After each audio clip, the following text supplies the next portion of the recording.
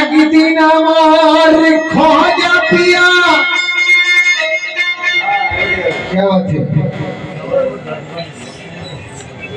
মায়ের কোলে বসেছিল।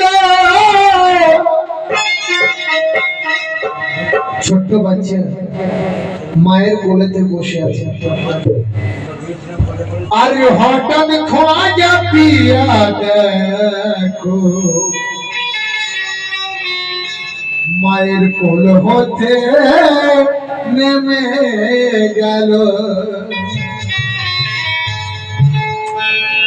ফজলুদ্দিন খ্বাজা মঈনুদ্দিন চিশতি রহমাতুল্লাহ তিনি তখন কিন্তু খ্বাজাজি তার খেলাপতি নেয়নি, তার নাম ছিলেন, একটা নাম দেওয়া হয়েছিল। দর্শক লেখক বলছি কি, তো মায়ের কোলে খ্বাজা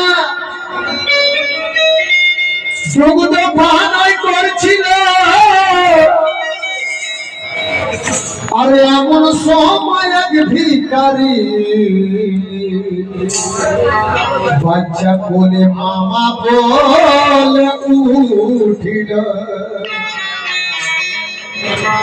এমন সময় এক ভিখারির কোলে একটা বাচ্চা মামা বলে উঠছে। দেখুন ঘটনা ঘটছে কি, যারা খোঁজার আসে গেছে এটা সম্পূর্ণ নূতন কালাম আছে, একদম সম্পূর্ণ নূতন কালাম, আপনারা শুনলে বুঝতে পারবেন।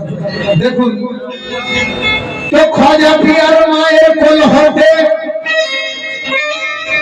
যখন খোঁজাজি নেমে গেল,